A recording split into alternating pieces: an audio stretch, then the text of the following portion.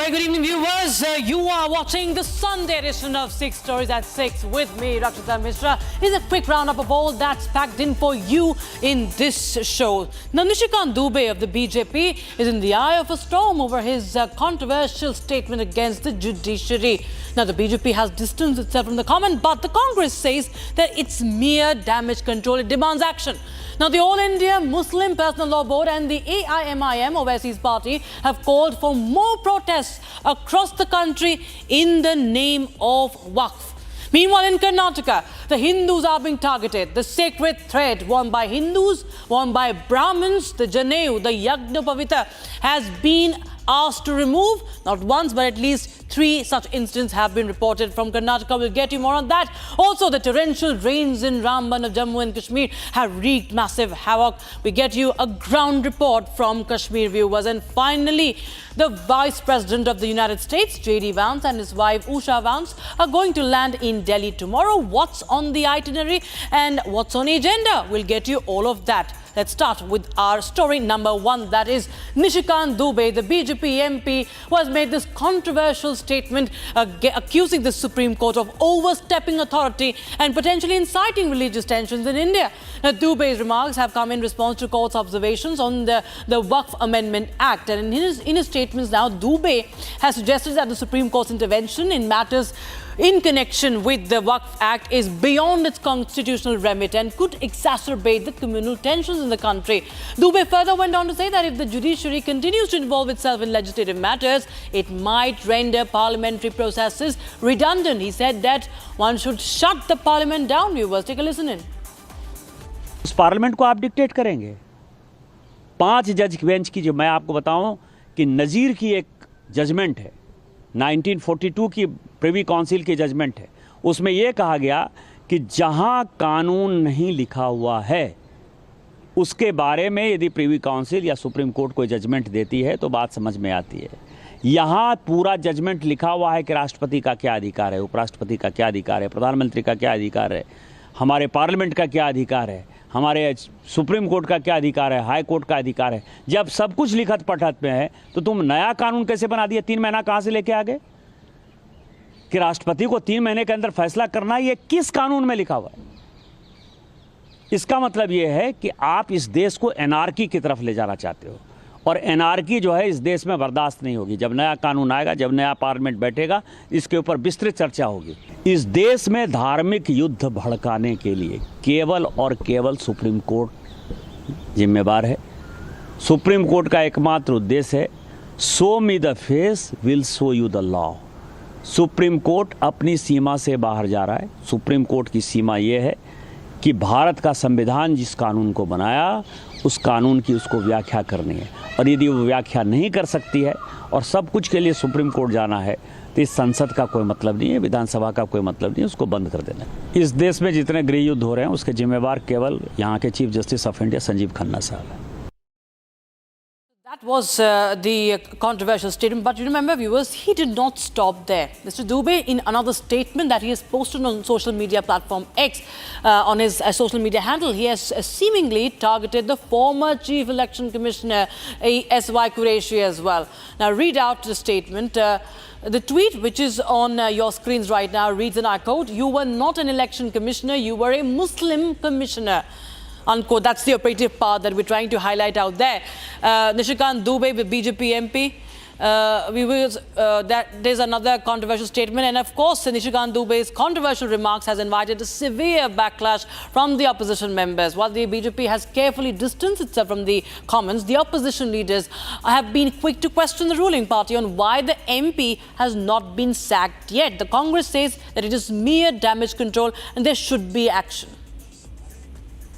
धार्मिक उन्माद और जातियों का झगड़ा या जातियों के बीच में एक दूसरे के प्रति विश्वास न रहना, ये बढ़ाने का काम कोई कर रहा है तो वो भारतीय जनता पार्टी है।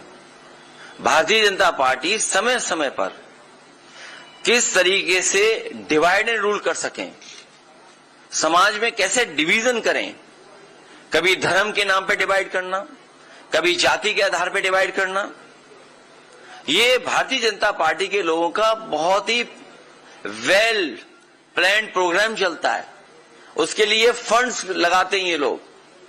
तो ये जो कुछ कहा गया, ये भारतीय जनता पार्टी की अपनी सोच है। This is an anti-constitutional and clearly attracting the contempt of court activities. I think this cannot be taken as a lightly. One of the serious allegations has been made by a member of parliament against the Chief Justice of India. It is one of the important, very serious issue. Direct attack on judiciary. If this type of attack we never see. Therefore, I think Honorable Speaker has to take action on these things. He doesn't know anything. He has been a senior MP. He is a senior MP. I know him. But Supreme Court is there to protect the laws of the country, protect the constitution of the country. This government, which is a barbaric government, barbaric because they don't respect any law. They do whatever they like and try to change the provisions of the constitution and act against the provisions of the constitution. The judiciary is there only to protect the laws. If somebody goes beyond the law, then it is for the Supreme Court to correct them.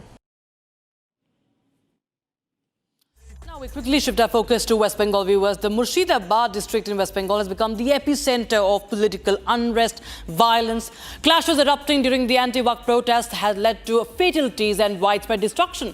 The violence has now prompted the deployment of over 1,600 paramilitary forces personnel to restore order, yet the tensions are high. The political ramifications are profound, viewers. Opposition leaders have accused the Chief Minister of failing to prevent the unrest, while she contends that the BJP and the RSS instigated the violence. Mamata Banerjee, try as she may, cannot escape this, because, viewers, there is a pattern to it, a pattern of violence in West Bengal, all under the nose of the police, all under the nose of Mamata Banerjee, as they turn mute spectators, as anarchists deliberately target the Hindus in the state. And the extent of uproar is now, viewers, on your screens that we are going to play out. The protests across India, the anger against the TMC government, viewers, is quite visible now, and at the same time the politics is also intensifying.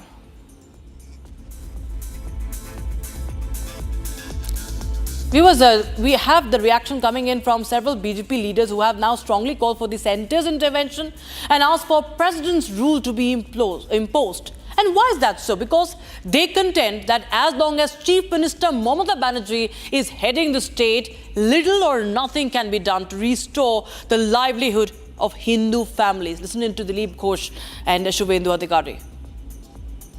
सबका है, नहीं तो Kashmir border में जो ग्राम रक्षी committee हुआ है उस तरीके से कुछ कीजिए, नहीं तो ये लोग प्रेयर कीजिए डीएम के पास, कोर्ट में आइए। जहां 250 घर है, 20 घर हिंदू है, सब टारगेट करके 20 घर को खत्म कर दिया। जहां 400 घर है, 30 घर हिंदू है, खत्म कर दिया। कैसे रहेगा? सेंट्रल फोर्स तो बहुत दिन नहीं रहेगा, तो कोर्ट का ऑर्डर में कुछ दिन है और भी कुछ दिन रह सकता है, वो कोर्ट का मर्जी। लेकिन ये लोग परमानेंट कैसे रहेगा? बंगाल में तो बॉर्डर डिस्ट्रिक्ट में हिंदू आबादी खाली करने का काम चल रहा है। ममता बनर्जी क्या कर रही हैं? बाकी कौन क्या कर रहे हैं, उनको सर्टिफिकेट कौन मांग रहा है? अरे आपके हाथ में प्रशासन है, पुलिस है, सरकार आपकी है, आप जाके कार्रवाई करो। कितने जो पकड़ा गया, कितने को पकड़े मुझे नहीं मालूम, जो पकड़ा गया उसमें आरएसएस के कितने हैं, उसमें बीजेपी के कितने हैं, या तो कांग्रेस के कितने हैं, और बांग्लादेश के लोग बोले बांग्लादेश के लोग कितने हैं, वो बताओ ना।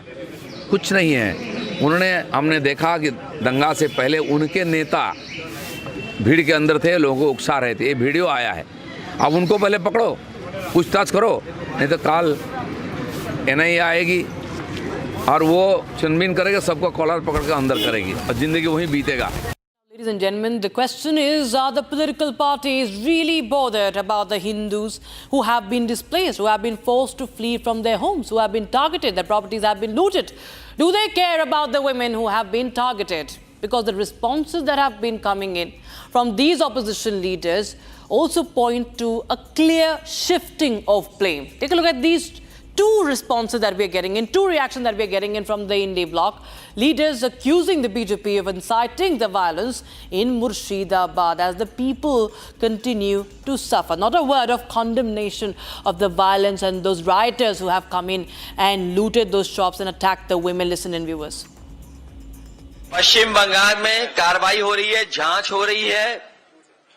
पश्चिम बंगाल में जो दंगा बताया जा रहा है, जो हुई है घटना, उस पे कार्रवाई भी हो रही है, जांच भी हो रही है, कई लोग गिरफ्तार भी कर लिए गए हैं।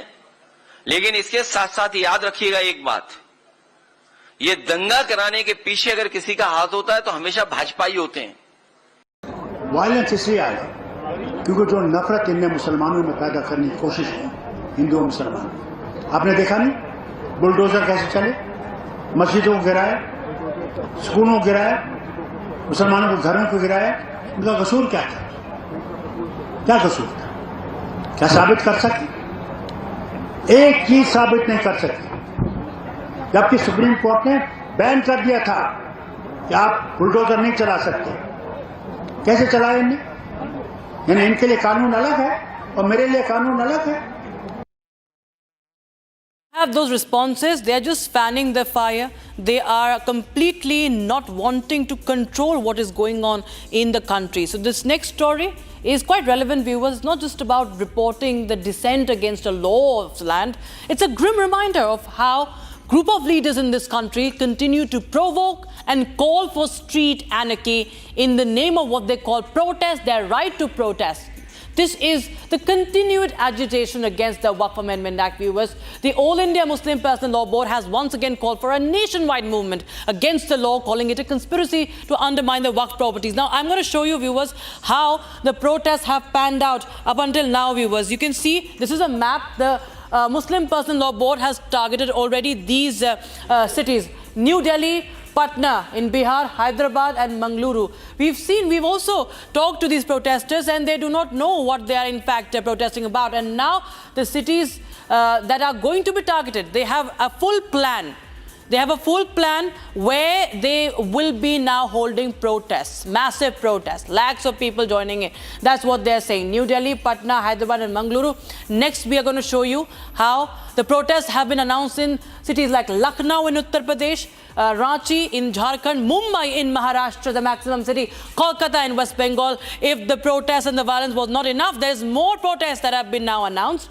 Vijayawada and then Chennai, viewers. So this is the entire plan. This is the entire map where these protests have been announced by the Muslim Personal Law Board, and they say that they will continue these till the next Eid, that is in July, that is mid-July. We'll get you more on that, viewers. Here are some reactions coming in. आप अपने आप से वादा कर लीजिए कि जब तक ये काला कानून वापस नहीं होगा, हम एहतजाज करेंगे, हम पीछे नहीं हटेंगे, पुरअमन एहतजाज हमारा होगा। हाँ, कहीं भी एहतजाज होगा, उसमें हिस्सा लीजिए, उसको कामयाब करिए। ये कोई सियासी पार्टी का एहतजाज नहीं है, ये इलेक्शन के वोटों को बटोरने का एहतजाज नहीं है। जिस चीज का मालिक है उसकी हिफाजत करने के लिए एहतजाज हो रहा है। पूरे मुल्क में इंशाअल्लाह ताला जो मुस्लिम पर्सनल लॉ बोर्ड ने प्रोग्राम बनाया उसमें हिस्सा लीजिए। जो तारीख के दिन आपसे कहा गया लाइट बंद करना, लाइट बंद करेंगे या नहीं बंद करेंगे? ये तो बोलेंगे अम्मा 10 मिनट सीरियल आ रहा, आईपीएल आ रहा, इल्ला खामा बोल दिए। 10 मिनट लाइट बंद करो ताकि जो लोग हमको बंद करना चाह रहे हैं उनको एक झलक मिल जाए, लाइट बंद हुई तो क्या होता है। ह्यूमन चेन बनाएंगे तो ह्यूमन चेंज हाथ बनाकर आपको खड़े होना है। Now, viewers, the next story is from Karnataka, where a disturbing trend is now emerging. First, in Karnataka's Shivamoga district, 2 Brahmin students were compelled to remove their sacred thread, that is the Janeyu, before entering a common entrance test examination center. Now, this act, reportedly is carried out by security personnel in the name of security, has ignited widespread outrage, but it does not end there, viewers. Today, a similar incident was reported in Sagar of Karnataka, where another student was asked to remove the sacred thread before entering the exam hall. Now, the sacred thread, viewers, the Janeyu, the Yagyapavita, is a symbol of faith. Forcibly, it is removed in the name of protocol in Karnataka. And another student, another exam center, and another assault on religious identity has been now reported, very much visible in Karnataka. This isn't just about an exam anymore, viewers. This is about belief, dignity, and a system that is now under fire. The appeasement has been exposed, viewers. We all know about Hijab Rao, how these parties who are ruling this state have batted for hijab. They have taken a pro-hijab line. But when it comes to Janeyu, there is complete silence. The assault on Janeyu, the assault on religious identity of Hindus, they are completely silent on that. Protests have broken out, FIRs have been filed, and the anger on the ground is very much evident. Because remember, viewers, this is the same government that backed hijabs in schools, but is now trampling over the beliefs of the Brahmin community, viewers. Here's a report, and then we'll go and get more voices on that. Another city in Karnataka erupts once again, and this time the outrage is louder, angrier, and backed by FIRs. A chilling incident surfaces just days after the controversial Janeyu removal case in Shivamogga. Another student, this time in Sagara city, was allegedly forced to remove his sacred thread before entering the CET exam hall. His fault? Wearing a symbol of his faith. The incident sparked immediate protests. The Brahmin community, local leaders, and the victim's family are demanding accountability. They call this just not an insult, but an attack on religious identity. The student, Parth, filed a formal complaint and claimed that he was traumatized by the incident. This is the second FIR in what's becoming a series of disturbing events targeting religious symbols. Meanwhile, the crackdown has intensified in Bidar. The principal and the staff have been dismissed along with the suspension of 2 guards. The VHP has also condemned the incident. परीक्षा के अंदर जनेऊ से क्या फर्क पड़ जाएगा भाई? क्या नकल हो जाएगी क्या सिक्योरिटी थ्रेट है क्या जनेऊ? इसका मतलब साफ साफ है कि कुछ लोग हैं जिन्होंने हिंदू धर्म और उनकी मान्यताओं और उनकी जो पवित्रता को ठेस पहुंचाने और उस पर आघात करने की सुपारी ले रखी है. The CET exam, a gateway to a student's future, has now become a battleground for faith and identity. Who gave the orders? Was it a rogue officer or a silent systematic push to erase traditions in the name of protocol? The people of the Brahmin community demand answers. We have the president of Brahmin Mahasabha, Mr. Nataraj Bhagwat. Mr. Bhagwat, well, we have seen this entire trend that has now emerged. Not once, but at least 3 students have been a victim of this. They have been asked to cut their Janeyu. And they have reportedly cited some security threat. We see that how protests happen in favor of hijab, but we do not see a lot of resistance, a lot of reaction from these political parties when it comes to Janeyu. Sir, what is your thought and what are you planning to do over this? Good evening, madam. This is Nataraj Bhagwat from Shivamogga. So, 16 तारीख को जो कर्नाटक में NEET का exam शुरू हुआ था, 2 जगह पर पहले इंफॉर्मेशन आया था, शिवमोगा और बीदर के बारे में. परसों तो सागर में भी हुआ है, ऐसा मैसेज भी हमको आया है. तो अभी बेंगलोर में और कुछ जगह पर हो गया होगा, ऐसा भी मैसेज हमको आ रहा है. ये सबको देखकर हमको महसूस होता है इसके पीछे कोई षड्यंत्र है. क्योंकि अगर शिवमोगा में हो गया तो एक आइसोलेटेड इंसिडेंट होता, ऐसा हम क्षमा कर सकते थे. लेकिन अभी पूरा कर्नाटक में बहुत जगह पर ऐसा हो गया होगा, ऐसा हमको महसूस हो रहा है. इसीलिए एक षड्यंत्र के नाते हम सोच रहे हैं इसके पीछे बहुत बड़ा सोच है. पूरा ब्राह्मण समुदाय को अपमान करने के लिए एक कोशिश हो रहा है, ऐसा हम सोच रहे हैं. क्योंकि हमारा बच्चों के लिए मेरिट के आधार बिना सीट नहीं मिल रहा है. अभी मेरिट लेने के लिए तो एग्ज़ाम अच्छा करना पड़ेगा उनको, लेकिन एग्ज़ाम जाने से पहले अगर ऐसा दबाव पड़ गया तो वो एग्ज़ाम कैसे कर सकते हैं. उनका मेरिट तो कम हो जाएगा। अगर कम मेरिट हो गया तो सीट नहीं मिलेगा। इसीलिए हमारा जो छात्र को मेरिट से वंचित करने के लिए कुछ लोगों का षड्यंत्र है, ऐसा हम सोच रहे थे। तो क्या कोई विरोध प्रदर्शन होने वाला है? अब हर जगह पर विरोध शुरू हो गया है। कल सोमवार को उत्तरादि मठ का स्वामी जी के कहने पर पूरा कर्नाटक में डिस्ट्रिक्ट हेडक्वार्टर में प्रोटेस्ट होगा। अब विश्व हिंदू परिषद का लोग भी हमारे साथ शामिल होके उन लोगों ने भी कल प्रोटेस्ट करेंगे। बिल्कुल mister Bhagwat, thank you so much, बहुत बहुत शुक्रिया हमारे साथ जुड़ने के लिए on that story with your reaction viewers. That was the latest from Karnataka. Now we shift our focus to Jammu and Kashmir viewers. The Ramban district in Jammu and Kashmir has been severely affected by the flash floods following a cloud burst this morning, and the incident occurred in the Bankut area of Banihal Tehsil. Rescue operations are underway and authorities are working tirelessly to assist those affected. At least 3 people have lost their lives. My colleague Gursimran Singh joins us live on the broadcast from Ground Zero. Gursimran, tell us more about the rescue operations underway and how many people have been rescued. What is the latest as far as the casualties is concerned? See, Rakshita, 3 people have lost their life while more than hundreds have been rescued so far in the ongoing rescue operation. Right now, where I'm standing, it is not in front of a mountain, but this is the Jammu-Srinagar National Highway. You see that the debris have come to 15 to 20 feet on the Jammu-Srinagar National Highway. That is making it really very challenging for the authorities to resume the traffic. While on the other hand, it's the Indian Army's transit checking point that too has become the victim to debris and the mudslides that have taken place early since this morning, because entire area has been covered with the 15 to 20 feet of the debris, and any of the movement on the Jammu-Srinagar National Highway has completely been restricted. It is being said that it will take at least a couple of days to restore the traffic, but it depends totally on the situation, because if it continues to rain like this, like it is happening at present, it will be impossible to restore the traffic on the Jammu-Srinagar Highway for next couple of days. That will have the serious implications. But yes, with the continuous rainfall taking place, it is also feared that the situation may deteriorate further, and that's why we are witnessing that every step is being taken. The people are being shifted to the safer location. 3 people have lost their life, while more than 90 have been rescued so far. 25 houses have been damaged, while many of the installations have been very brutally hit by these mudslides.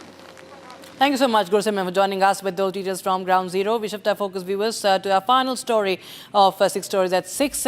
U.S. Vice President J.D. Vance, accompanied by his wife Usha and their 3 children, will be arriving in New Delhi for a 4-day official visit. The delegation is expected to land in Palam Air Base tomorrow morning and is scheduled to meet the Prime Minister later in the day. The discussions are expected to focus on advancing the proposed India-U.S. bilateral trade agreement, and comes in the wake of President Trump's announcement of reciprocal tariffs on Indian goods. Now, during their stay, the Vance family will also explore India's rich cultural heritage with planned visits to Akshardham, to Jaipur, to Agra.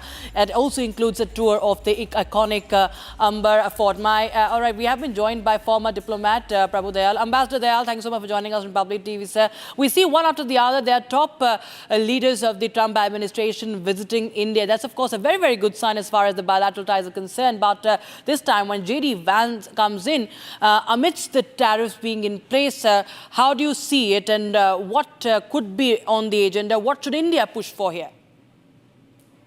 Well, first of all, thanks for having me on your show. I think the talks between U.S. Vice President J.D. Vance and our Prime Minister will cover a number of important areas, such as defense cooperation and also cooperation in technology and trade-related matters. Now, you rightly said that this trip comes amid President Donald Trump's aggressive trade moves, including a 26% reciprocal tariff on Indian goods. Although there is a pause, but there are voices from many quarters that India should adopt reciprocal tariffs. Now, the fact of the matter is that the policy which India has pursued is an excellent example of how economic diplomacy should be pursued under difficult circumstances. India does not want the tariff-related tensions to escalate, and that is why India started negotiations with the US to build a framework for a trade pact that would address issues relating to import duties and market access. Now, unlike many other countries, India did not impose counter tariffs on the US and instead focused on finalizing the bilateral trade agreement as quickly as possible.